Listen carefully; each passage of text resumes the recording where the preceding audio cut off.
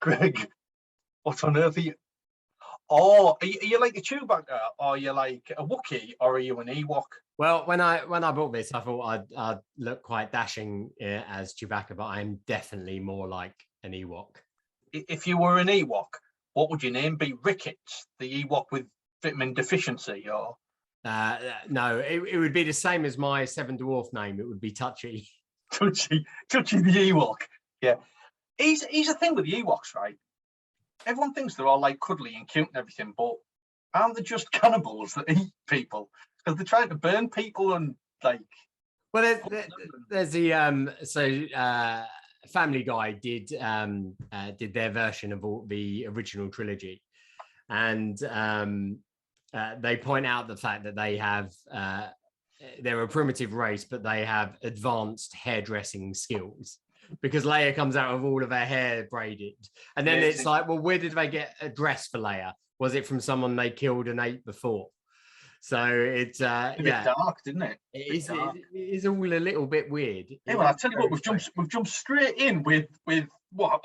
We've got so much to discuss. How are we going to do it in the time, Greg? We've got so much to discuss. Welcome to our very first special. It's our sci-fi special. As you can see, I'm in full Chewbacca onesie. I have my crocheted baby Yoda with me by the Cookson by Louise Eccles, and I've made no effort whatsoever. All I've done is grow my beard so it looks a little bit like a young Ewan McGregor. Oh, I assumed at some point you were going to take your black t-shirt off and be like Adam Driver from Kylo Ren. Yeah, and just kind of stomp around a bit and smash some stuff up. Oh God, I can't believe it! Oh, so unfair. No, it's proper. It's what I love about Star Wars. It's given us some of our greatest heroes and villains. It's also given us two brilliant examples of stroppy teenagers. So you've got Hayden Christensen from "It's Not Fair. I want to be a Jedi Master," and then you've got Adam Driver, who at one point draws his lightsaber, which takes no physical energy at all, and stomps his foot at the same time. It is ridiculous. So, so welcome to our sci-fi special. I'm now overheating, so I'm gonna take the hood off. Woo! Okay, very, very good. So, I was going to say it's quite warm in the northeast. I'm guessing it's warmer down south. And you're wearing what is effectively a onesie fleece. I am in full toweling. So, if at some stage during this podcast you just zip yourself down to about there. That will save that for the soft porn podcast. I think we should. Yeah, we should do an access all areas uncut limited edition after hours, like Hollyoaks did. Yeah, well, you see now, OnlyFans are banning explicit content, so there's a gap in the market for Ewok porn. Oh, that's a bit dark. It's a bit dark, isn't it? Oh. Very much. Have you got some questions then? Yeah, so should we start with, so we got some good stuff. I've got some, we've got some sci-fi based business names. I've got 4 examples. I want you to pick your best one. Yeah. We've got some sci-fi business news, which I'm interested to hear your... Got the sound effect for that. Instead of it being, could it be...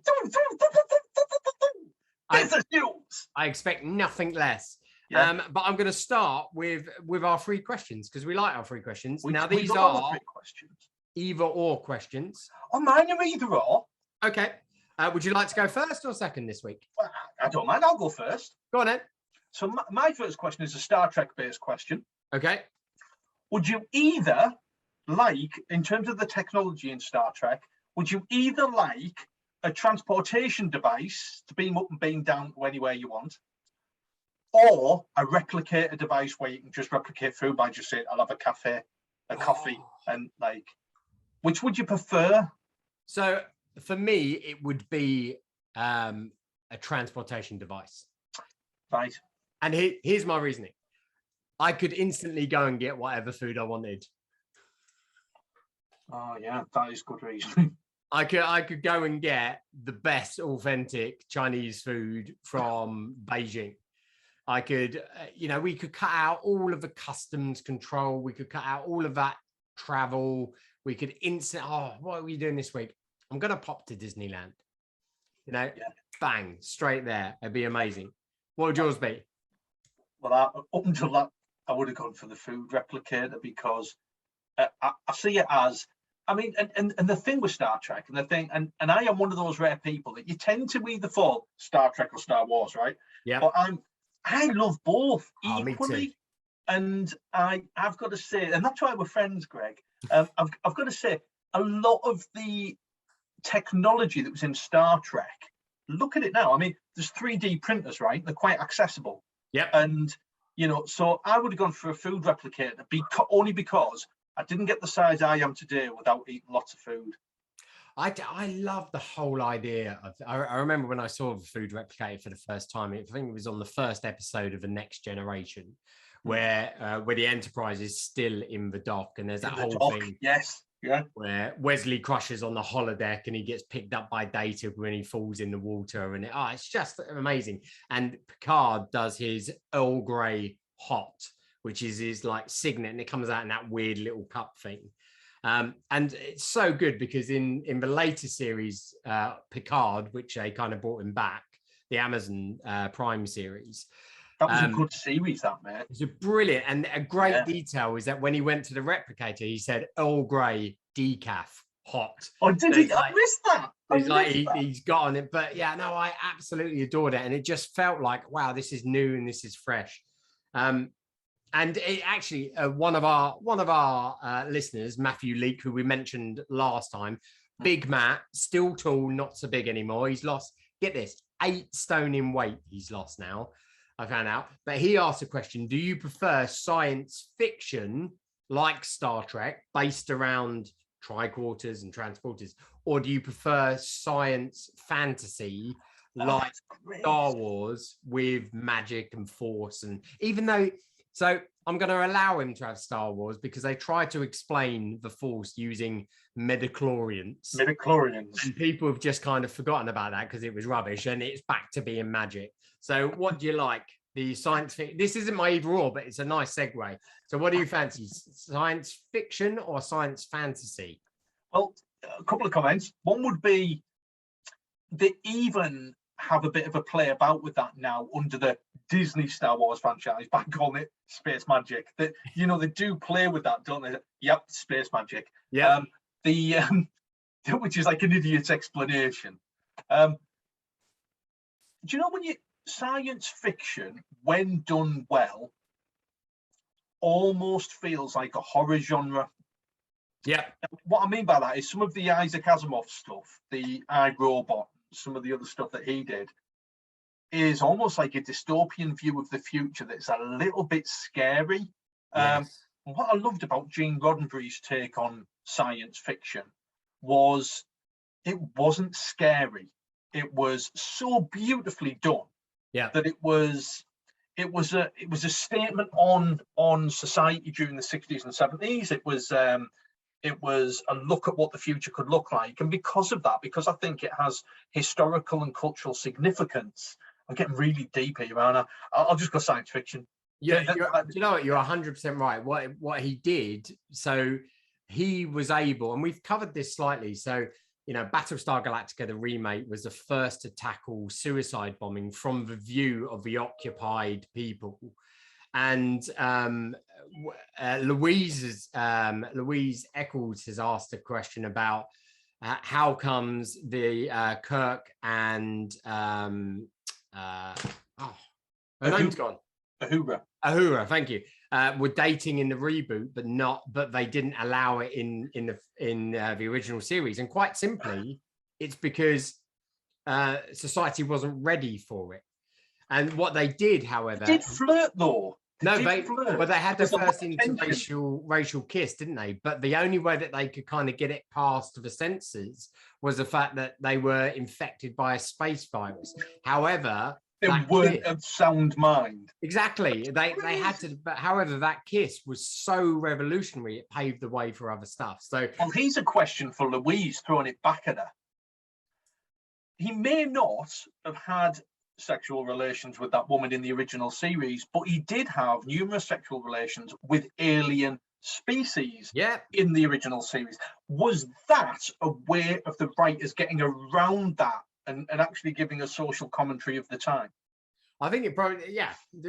Louise, we expect your answer straight back to us. Now, and could you give us your answer in the style of crochet? Yes, that'd be good. And here is an example of her work. It's so good. She's so talented. Good. So yeah, science fiction would be my one as well. I mean, I love Star Wars. You know, I'm a huge Star Wars fan. However, there's many more examples of science fiction that I believe is done really well. And just as we're at this, we are not talking about superhero movies in this special. That's going to get its own special later on. What, okay, even Guardians of the Galaxy. Oh, I knew you'd find a loophole. Yes. Well, they're in space. Yeah, I know they're in space, but no, I'm sorry. That's going to go into superheroes. Even when Spider-Man climbs on board that space rocket and goes off into space, and Tony Stark's in there, even that one, even that one, I'm afraid. Okay, I mean, that's my repertoire cut, but hey, it means we get another special. It does mean we get another special. Okay, my first sci-fi either-or question for you. Yeah. Thunderbirds or Terrorhawks? Terrorhawks. I love Terrorhawks. Didn't even have to think about it because I love the little things that had a cross or a zero on them. Yeah. And I loved Zelda. She was mint. Scary as well. Zelda looked like a dinner nanny we had in our school. She did. She did. I don't know why. I think it was only on for 2 or 3 series, and I wonder if it was because she was too scary. Do you know? And the thing is, with Thunderbirds was a little bit too late for our parents to have enjoyed it fully, and we were maybe a little bit too young for us to have enjoyed it fully. So that by the time we were, and we're quite sci-fi sophisticated, I would say. By the time we were getting interested in that kind of thing, man, I used to love stuff like Sapphire and Steel and stuff like that. Yeah, I was like, you know, there was stuff that was around at the time, Day the Triffids, stuff like that I was into at that age. But I thought it was a bit babyish. You know, there were puppets and things, and animation wasn't at the level it's at now. I mean, if you look at some of the Star Wars canon in animation and the multiverse stuff that's coming out for Marvel, which we're not allowed to talk about on this podcast. That's really sophisticated, just happens to be animation. Thunderbirds was just cheesy nonsense, in my opinion. I know it had to come for other stuff to happen, but I also don't think of it as science fiction. What do you think it as? Just children's entertainment? I think you're in the realms of superhero stuff. Yeah. Because everything was just a rescue mission. It had a baddie. There was some goodies. They had 5 or 6 machines they used. And whereas Terrorhawks was proper good.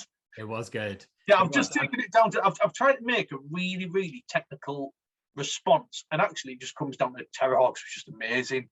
Terrorhawks was brilliant, wasn't it? Yeah. Okay, that was my, I'm with you all the way with Terrorhawks, by the way. Okay, so what's your next question?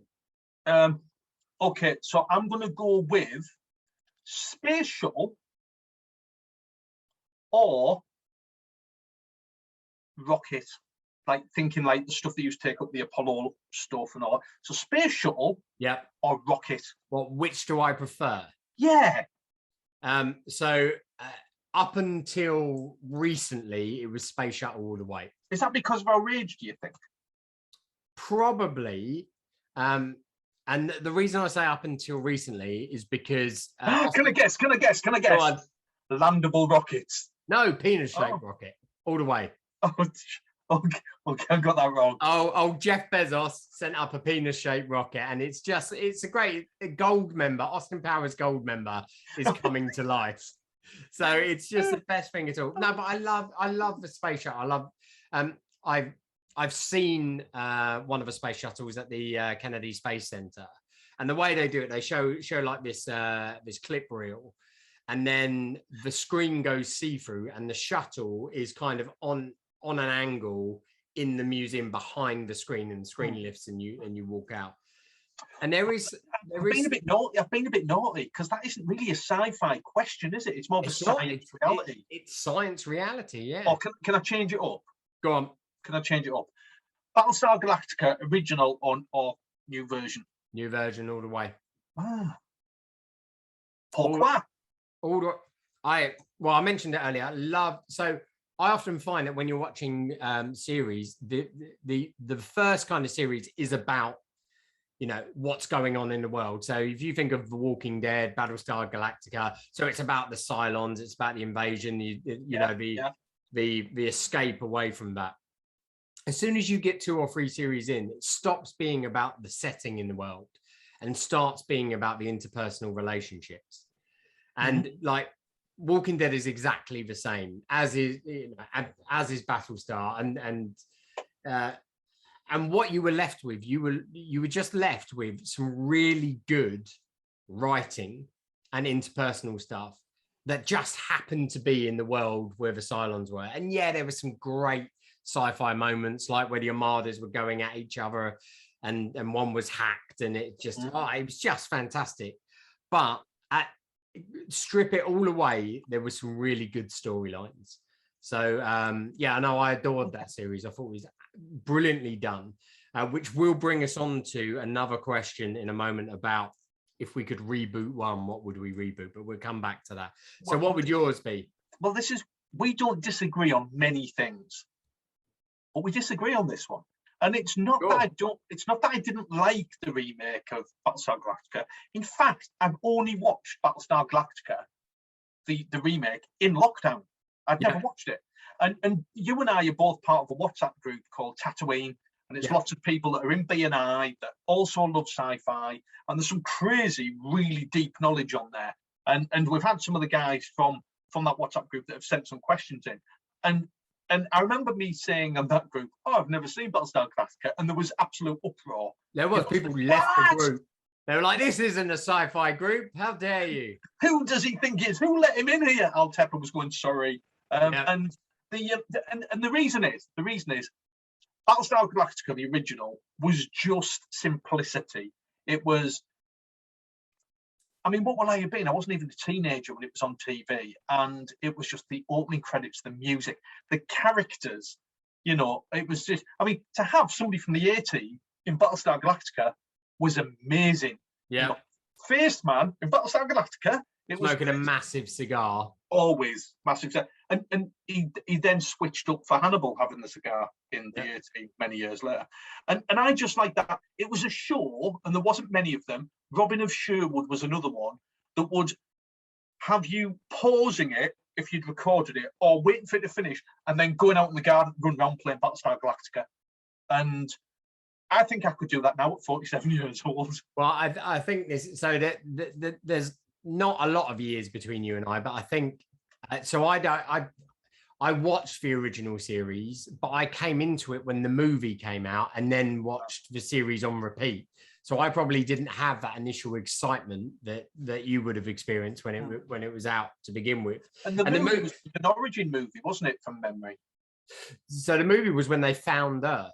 That's right. Yes. And I remember one of the characters. There was like a video feed of a Los Angeles highway, and of course it's all almost bumper to bumper traffic. And one of them goes, "Wow, they must be really disciplined to travel in formation like that." And it just really stuck with me. It really made me laugh. But yeah, I would be remake. Okay, my question number 2. In the Matrix. Is that sci-fi? Yeah, definitely. Yeah. Love me. Red or blue pill. So you've been told that you're living in a simulation. You can take the red pill and wake up, and all the insecurity, all the unknown, that bad stuff's going on out there. Or you can take the blue pill, essentially go back to sleep and live a life of comfort and relative luxury. And be quite content in your ignorance. Red or blue pill? Okay, so and in the Matrix, of course, famously there is a character that does a deal to go back into the Matrix, right? He sells out his friends, because he just wants to go back in the Matrix because he can't handle reality. He's eating the steak going, I know this isn't real, but oh my God, it, like, it tastes amazing. Yeah. Yeah. And you and I have chosen a path in our life, which we have numerous business interests, but one of the ones that we have in common is that we can't choose not to help people. Yep. And I could not knowingly go back into the Matrix knowing that I could make a difference to people's lives by not being in the Matrix. Yep. It's a boring answer, and I'm not after a knighthood or anything. So it'd be red pill all day long. It'd be red pill. I wouldn't even contemplate the blue pill. I see. Your answer was very noble. I'm just a nosy bastard. Oh, yeah. Did you have to say that like Sean Bean? Bastard. Yeah. From now on, I just couldn't not know. Yeah. I couldn't not know what was going on, what the truth was, and I would just need it. So yeah, I'm with you on that one. Red pill all the way. Favorite bit in the Matrix is the last of the trilogy, and the guys in the walker. Yeah. And the bullets are flying out all over the place, and you can see them coming through. It's really satisfying because none of them are getting through. As the New Zealand actor, the Maori actor's going, he just blasting as they come through. It's my favourite bit out of all of the films.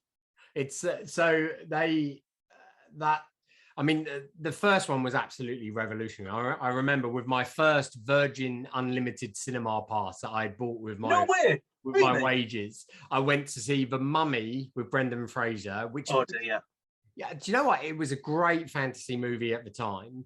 And it's so much better than a remake with Tom Cruise. John Hannah was in it, and he was very different in Four Weddings and a Funeral. He was, yeah. And then in the evening, I went to see The Matrix, and you got your money's worth out of that free pass, didn't you? Oh, it was so good. And The Matrix was released the same year as the first Star Wars prequel, The Phantom Menace. And I remember about 99. Yes, it would have been. And the year I got married. That. Say again. That's the year I got married. Was it? Yeah. And I remember I was working at Air Miles at the time, the BAE subsidiary. And there was a guy I worked with who'd been on the flight and the plane, when they used to get movies ahead of time, had Star Wars and The Matrix. And I was really excited. Well, what's the new Star Wars like? And he went, it's all right. He said, but the movie you want to watch out for this year is The Matrix. He said, it's like nothing you've ever seen. And The Matrix is one of the few movies that no matter where it's playing, where you pick up on it. So if you flick channels and it's on, I'll watch it to the end. It's one of those movies for me. I just like the bit where he goes, no. Yeah, it just, yeah, so good. I know you and I share quite a bit of inspiration when we're doing training and coaching and even writing. And I use that so many times to talk about when somebody actually understands something and really gets it. Yeah. I say it's like the bit where Neo just stops the bullets and learns that he can fly and like what. So is Neo a superhero then if he can fly? No. Okay. Just trying to get it booted out into that genre. No, he's just bending the rules of the simulation. But that scene where he stops the bullets and then like where he's actually gets bored and keeps blocking the guy. Yeah, that's good. Fantastic. Okay, so your third and final question. Are you ready? So good. Yeah, see what I've done there. For those of you on the podcast, you've got to watch it on YouTube. I was doing a Mobius. You were.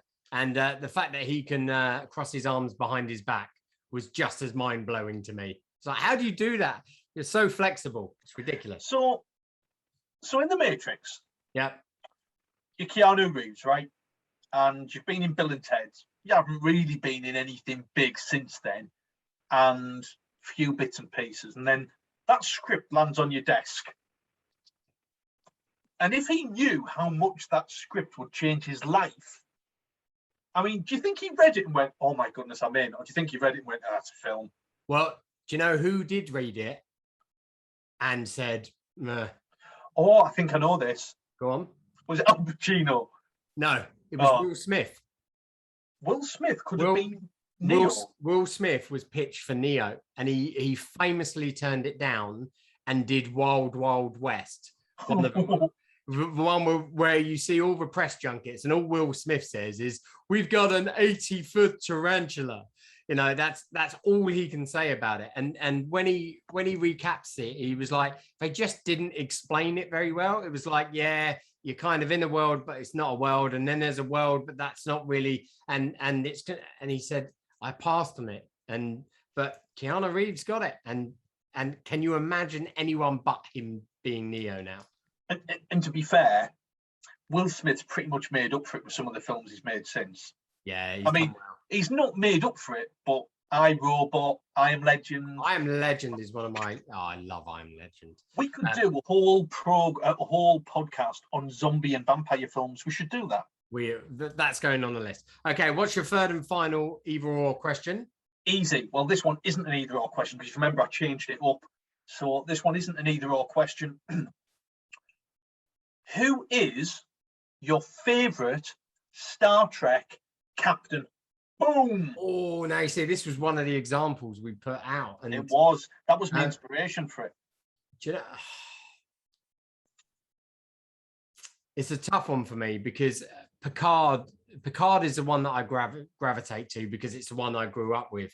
Yeah. However, I think one of the most hated and underrated of the Star Wars genre was Enterprise, the original Enterprise. Scott Bakula. Yeah, so Captain Archer. Are you allowed to say Scott Bakula without going do do do do do do do do do do do do do do?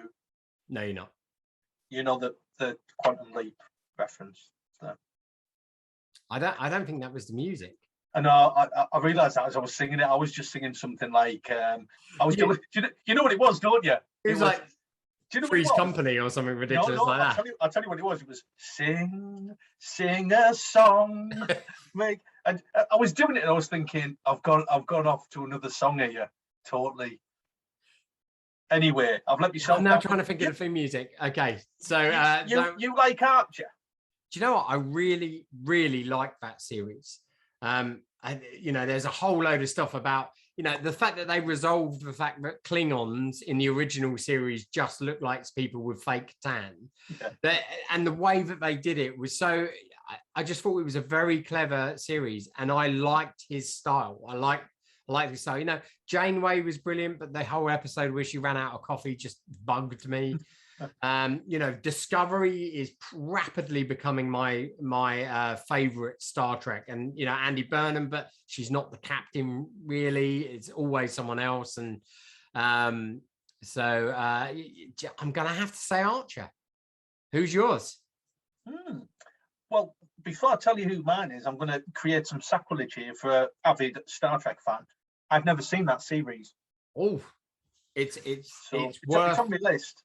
I'm currently at the moment caught up with a really rubbish 5-season zombie thing called Z Nation.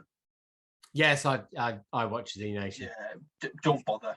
It's farcical, isn't it? If you've not started watching it, I mean, they went into themed episodes about 2 seasons in. They jumped the shark, didn't they, very early on? It's the fact that they call them puppies and kittens. Puppies and kittens. Puppies and kittens? Well, that doesn't really come in till season 4 or 5, really, but anywho, my favourite is somebody that wasn't known for being a captain, but was later a captain. And let's face it, pretty much all of them became captains at some stage. Pretty much, or admirals. Or admirals, yeah. And that's Jake Sisko. Oh, Sisko was fantastic. Yeah, he was commander, and then yeah. Really liked. I thought he was quite. For a captain, he was quite a dark character at times. Yeah. But also, like some of the decisions he made, because he was having to keep the law at an outpost, but also he was vulnerable because he was clearly learning how to be a leader during the program. Yeah, because he was stuck there. He was on an outpost, and it was like, okay, we'll put him over there. He can learn his track. And then all of a sudden, this wormhole opened, and it was like the center of the universe. And it became the most important outpost. Yeah, very. Yeah, good. I can totally see why. Hey, okay. But here's a question. Do you know you made a comment there about the Klingons and how in the early films, the early programs, it just looked like people with false tan on? Are you ready? There's a bit of a sci-fi joke coming. So they went from Kardashians to Klingons. See what I've done? I've done Kardashians to Klingons. Very good. It's very good. Although they didn't have the bottoms to match. Yes. So, like that. Here's a big one. Would you be a Jedi or would you be a Sith? Well, we have a mutual friend called Simon Finn that wouldn't even have to think about that. He would be Sith all day long. He even has a tattoo on his arm, doesn't he, with sci-fi, and he has like Darth Vader and all, Death Star and that. Jedi, I think, because deep down I like to think that I like to fight noble causes, but you see, this is this whole question with Star Wars, isn't it, about were the Empire the goodies or were the rebels the goodies? Because everybody's cheering for the terrorist cell that are blowing up Death Stars. Yeah. And I love that bit in the film Solo, although I know that it's not a popular film in terms of real avid Star Wars fans. But there's a bit in it where he signs up to be a soldier for the Empire. Yeah. And he's running around on this planet in the trenches, and it's really dark and in the and it's just that other side of Star Wars that you just never see. But I do like the Jedis, and I particularly like what they did with them in the Clone Wars, where they all became generals and they were leading. They were actually for quite a pacifist-based religion, if you like. They became warriors, and they were known as Jedi warriors for such a small part of their history.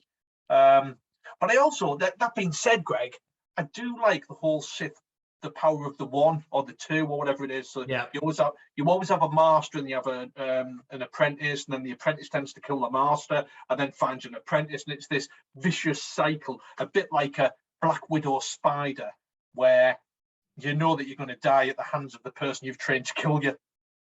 What, do they have to have sex with their master first? It's optional. Okay.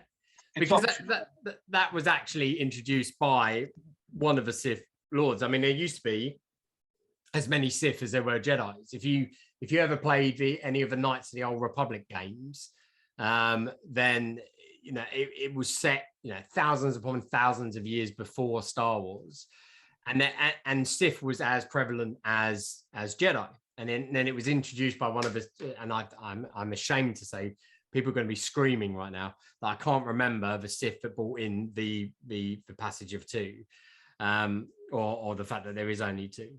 But yeah, so it's an easy one for me. When I played those games, I would always make the decisions that took me towards the light side rather than the dark side. So yeah, it would be Jedi for me.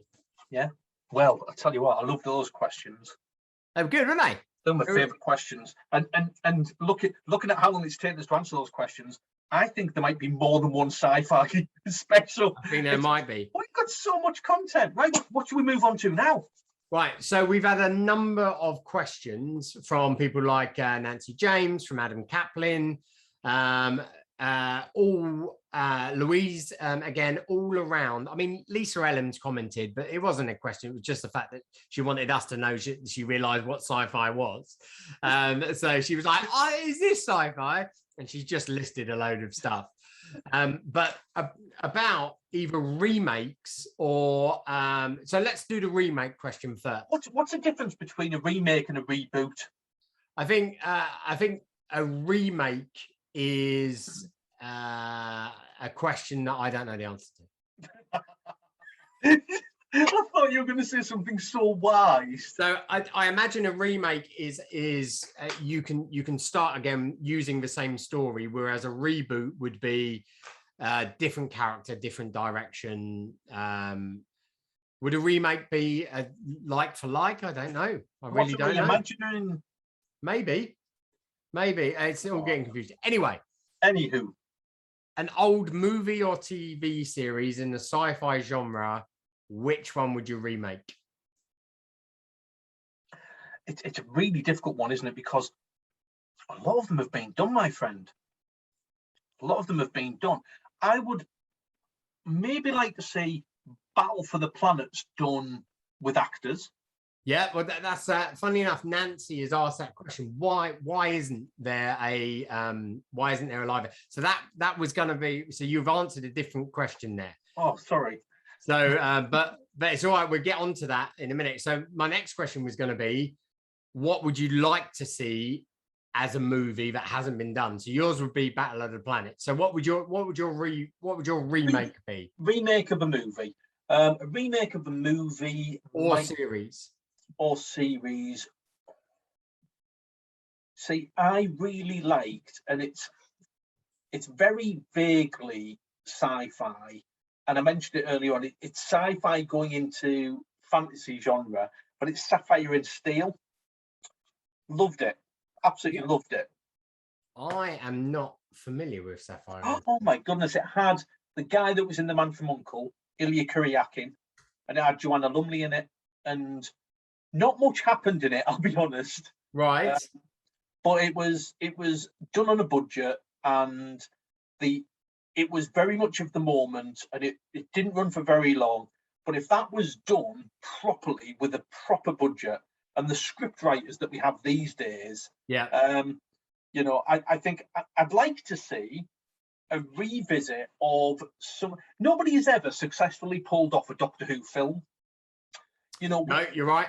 We had one of the McGann brothers did a film when he took over from Sylvester McCoy. Let's face it, somebody had to do something with that disaster. And then he became Colin Eccleston, as I like to call him. You know, Old Col. Old Col. But it wasn't until they flirted a little bit with some American TV companies and did Torchwood. Torchwood got some American actors involved, and they did a bit of a feature-length version.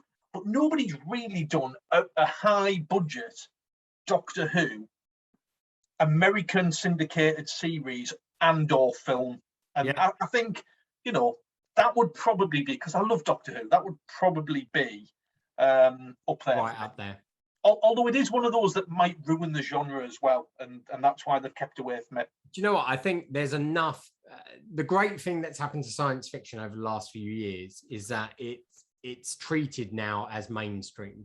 Yeah. So whereas before it was like B movies and stuff, it really, you know, people know the power and the spending power of proper geeks, you know, and geeks rule the world. And it's taken a long time to kind of get through that. So yeah, no, I appreciate your answer. What would yours be? So what would be sci-fi that hasn't been made would be a live action Thundercats movie. That's not sci-fi though, is it? Oh, it's got to be sci-fi. They're in space, it's technology, or would you say that's fantasy? It's fantasy because they're in space in Guardians of the Galaxy, and I wasn't allowed that. No, that's superhero. I'm having it. Are you telling me that Thundercats isn't superhero fantasy? Oh, damn you. Okay, all right. Then I'll go with a classic. I want to see another Flash Gordon one. Oh. I want to see Flash Gordon again. And just so I can, someone's got to go, Gordon's alive. So, and my Timothy Dalton in tights. So that would be my. Oh no, that would be my. That'd be your remake. Although I want a Quantum Leap remake as well. Ooh. Well, seeing as though you didn't have nobody's ever made this into a sci-fi film, you can have two of them ones then. No, because I do want, and no one's ever made it into a sci-fi film as well. Well, while you're thinking, I love the fact that you get quite a lot of these actors that once they've done some sci-fi, they appear in other sci-fi. So the guy that was the handler in Quantum Leap, I forget his name, the guy with the cigar, he was in Battlestar Galactica, the remake. He was, yeah. Scott Bakula, whatever you want to call him. In Enterprise, yeah. He was in Enterprise. And you do get this. And as we, in the future, move into the superhero version, there's lots of people that have been multiple superheroes, people that have jumped universes, people that have been DC and Marvel. Yeah. So, has that given you enough time to think? No. No, I still want Thundercats. I'm sorry. I'm going for it. All right. Well, you can have Thundercats then. I'm going to have Thundercats. Okay. Would you like some sci-fi? So I've got one for you. Go on. Buck Rogers the movie. They did a movie. What? Buck Rogers did a movie. I had it on VHS. I'm on about a big budget version. Oh, now. a big, yeah, no, that'd be good. That'd be very good. There you go. Okay, right. So I've got some business. It's not really news, but it's a prediction. Let me do you the music then. Okay. Business news. Very good. I like that. Right. So I did a bit of research, and we're taking out obviously the Marvel Cinematic Universe, but I had a look at the biggest sci-fi movie franchise and the biggest TV sci-fi franchise. Okay. So what would your guesses be? The biggest movie franchise, yeah, I would say would be Star Wars. 100% correct, 10.3 billion. And I would say that the biggest TV franchise, I'm going to be controversial, would be Star Wars. No. See what I've done? I would have gone Star Trek, which is the obvious one. Star Trek, but you've touched upon the issue that I wanted to talk about. So the Star Trek franchise is worth in excess of $6 billion. They reckon their brand and all the stuff around it, $6 billion. Star Trek. And I bet if they hadn't made those films over recent years, it wouldn't be anywhere near that. Absolutely. The Star Wars franchise is 10.3 billion. Now, this was taken before the kind of Disney Plus stuff was all kicking off. So my question is, it's even bigger now, right? It's even bigger now. Is Star Wars going to encroach and take away some of the ground that Star Trek had? Because Star Trek was very much we're TV. You know, a lot of its writing, its episodic content, you know, some of the reasons why the movies were hit and miss was because it didn't translate as well onto the big screen. So Star Wars are doing TV really well now with streaming. Are we going to see a bit of a demise of Star Trek? Are they going to have to evolve?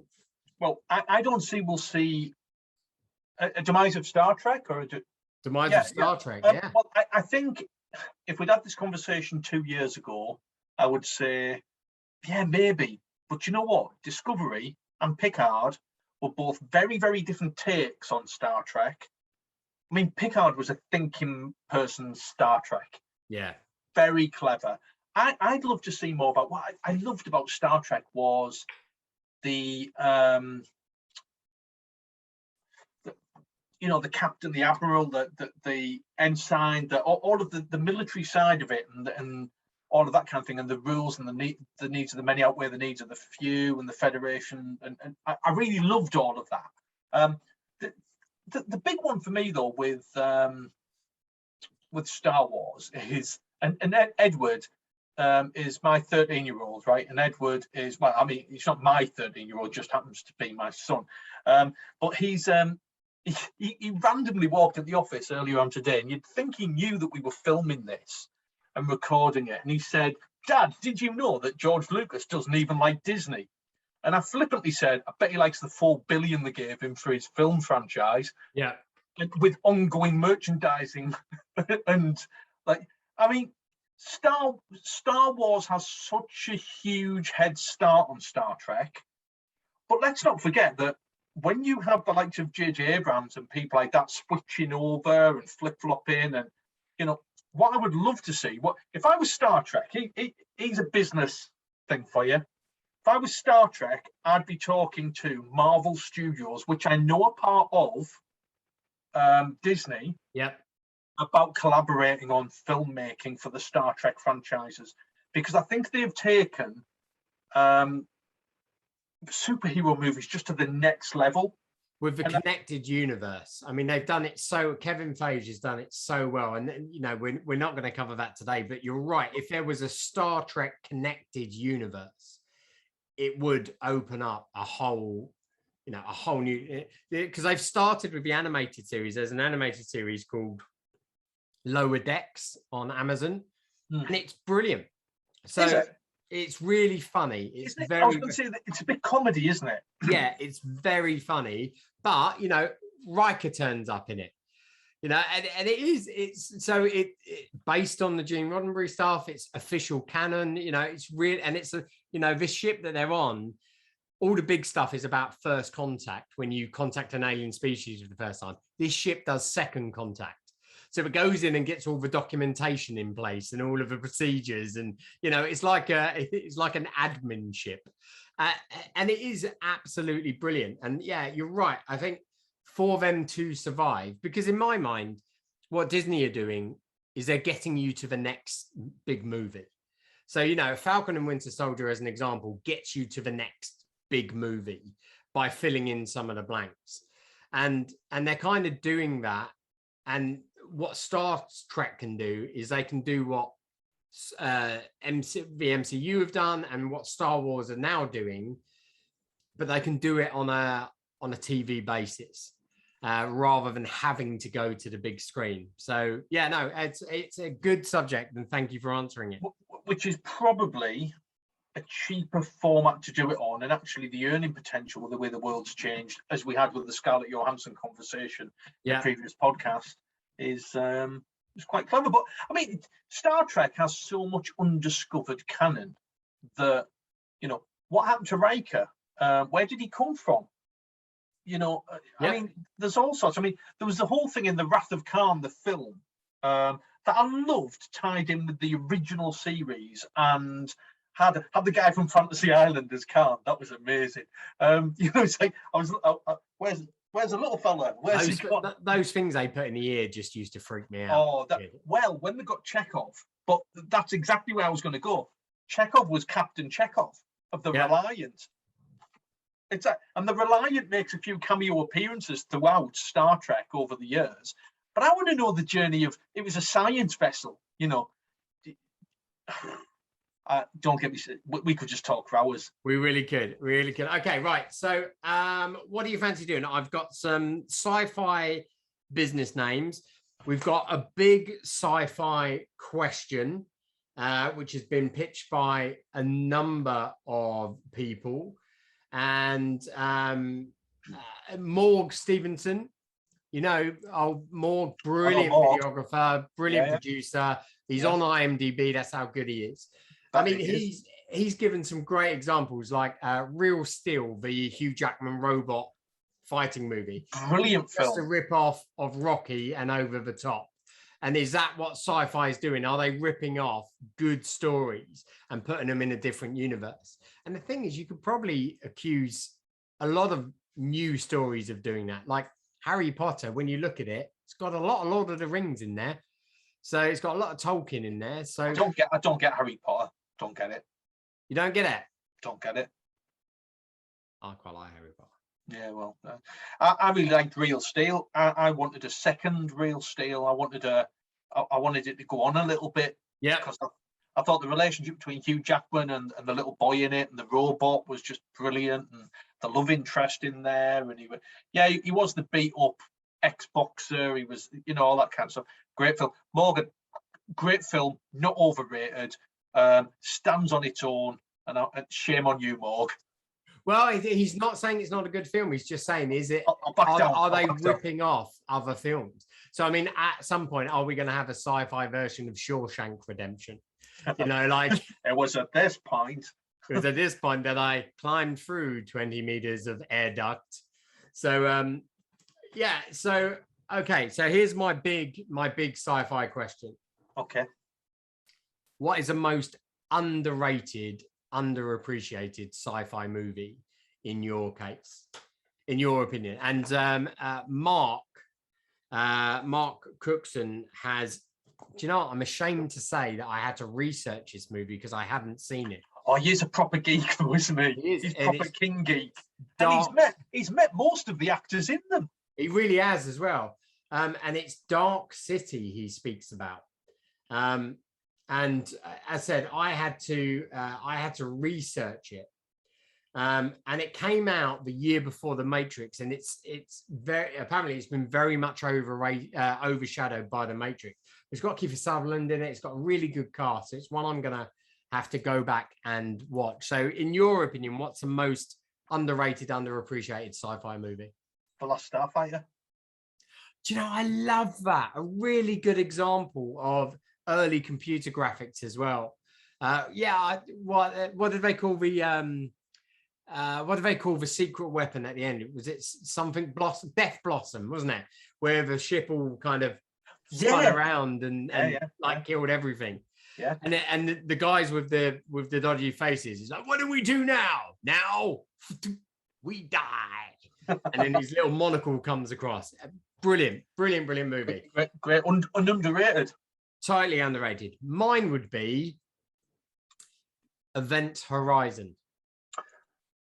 Now then, this isn't the one with John Travolta in it, is it? No, definitely not. So I was going to say, let's not go there. So it's got Lawrence Fishburne in it. It's got Sam Neill in it of Jurassic Park fame. Mm-hmm. So the Event Horizon goes missing. It's on a deep space mission, and then it reappears years later. So this craft is sent out to deep space to find it. And what it turns out is that it didn't go missing. It worked perfectly. So it had a black hole drive, which could bend space-time and transport it instantly to other places. It's a bit Star Trek Discovery. And the thing is they asked the question, well, where's it been for all this time? And it's basically, the best way I've ever heard it described is it's like a haunted house movie set in space. And it is brilliant. I absolutely adore it. And I just don't think enough people have seen it. And I strongly recommend. Strongly recommend. Okay, can I say three things just to wind people up who are sci-fi buffs? Go on. Right, this genuine belief, right? Genuine belief. Somebody that I like to think I'm not the ultimate sci-fi geek, but I'm on a journey and I love sci-fi, right? So here's some stuff here. Well, the first one they'll all agree with. The second two they won't. Princess Leia floating in space. What's that all about? Oh, I'll pull myself back at the spaceship. Didn't get that. Second one, I'm going rapid fire here. Rapid fire. Jar Jar Binks films, the three of them, the trilogy. I quite liked them. I thought they were important to the canon. And I don't know what all the fuss is about. And the third one is Empire Strikes Back. Don't get it. Wow. Okay, that last one. See what I've done there. Well, you see, the interesting thing about Empire is when it first came out, it was hated. And it was only when Return of the Jedi came in that it kind of stood alone as, okay, it makes sense. Now, what they've done... I was the opposite as a child, because I went, don't get it, that was really boring for a child to be watching. Oh, look, furry animals. Yeah. So I was a little bit different. And I assume that's what they were going to do with the recent trilogy. So the second one, everyone was like, oh, this is horrible. And then I thought in the third one, it'll all make sense. And all they did in the third one was they got another director in and went, just pretend that second one didn't happen. Just write whatever you want to write. And then just kind of totally wiped it out. Now, the whole Leia thing was, obviously, okay, she's a Force user, that kind of came out. But you're right, it was just badly done, wasn't it? And to be fair, bless her, Carrie Fisher died during the making of those films. And actually, that would have been a really, really sensible point to write her out. I think she died after it had been released. I think that they probably would have done that. And the way they handled her in the third installment was very tastefully done. They'd used old footage and they'd kind of spiced it together. And I don't think there's a fan out there that wouldn't agree that third one they handled it really well. But you're right, the second one, it's like, oh, she can fly now. Okay, great. And Jar Jar Binks has a really interesting theory that goes around about Jar Jar Binks. You're being attacked now. You're being attacked by the Star Wars fans. Have the Star Wars fans just sent a wasp in through my window? Yeah, they have. So there's a really interesting theory that Jar Jar Binks was meant to be the villain of the whole trilogy. But he was the Sith or something. Yeah, because of the backlash, they changed their mind and brought Palpatine in earlier than he should have been. And the theory goes that when they're in the underwater section, which is weird for Star Wars anyway. The Gungans. Yeah, and they're going through the center. Yeah, Brian Blessed again. Brilliant. They're going through the planet, and they get grabbed by the kind of big eel creature. Yeah. And Jar Jar Binks faints. And all of a sudden, a bigger creature comes along, and Liam Neeson says, "There's always a bigger fish," you know, like that.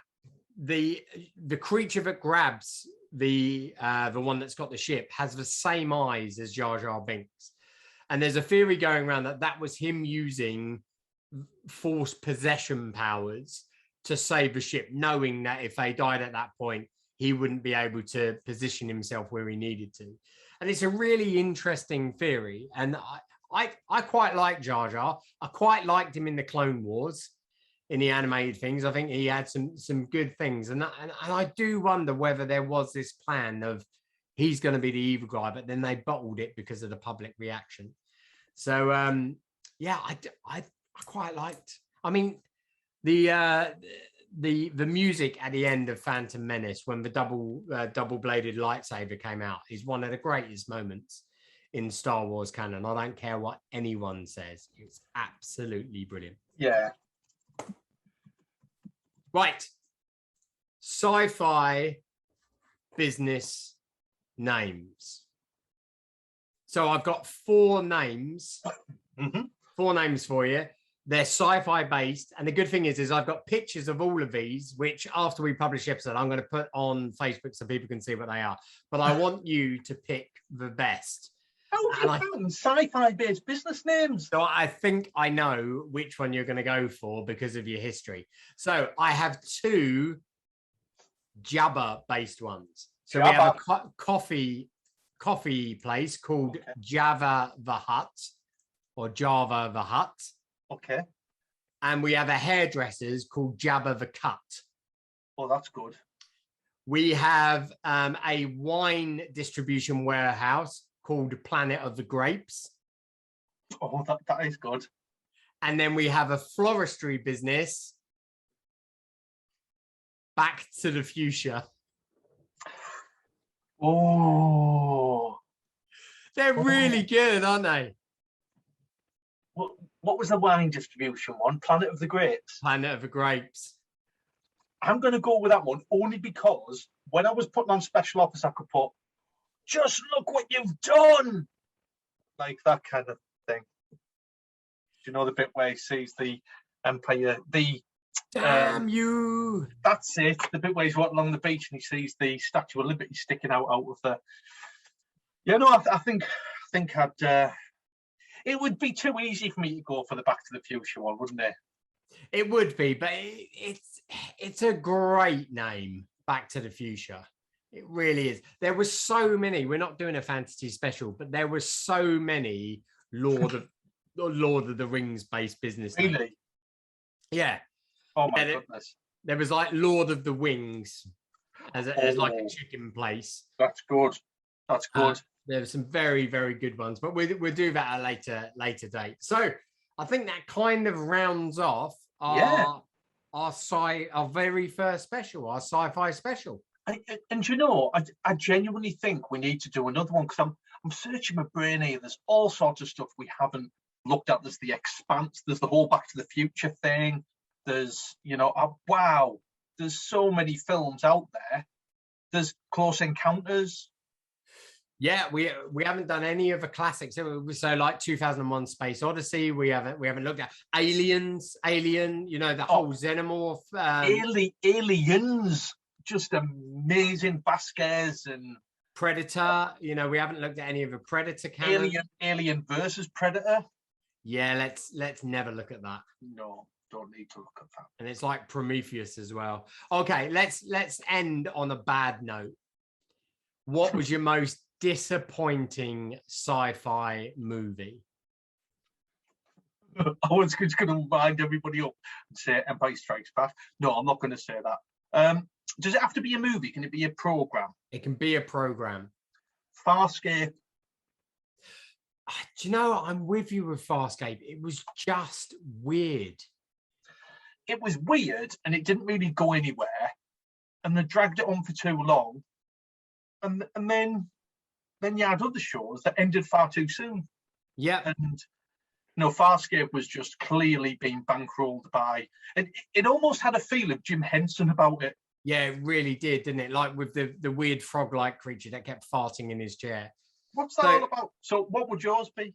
So for me, the movie of this was massively underwhelming. However, they redeemed it. Empire Strikes Back. No, they redeemed it in my eyes with 2 series. So 2 different series. So the movie was Stargate. And I found the movie very disappointing massively underwhelming. Yeah. However, the series... James Spader was in it.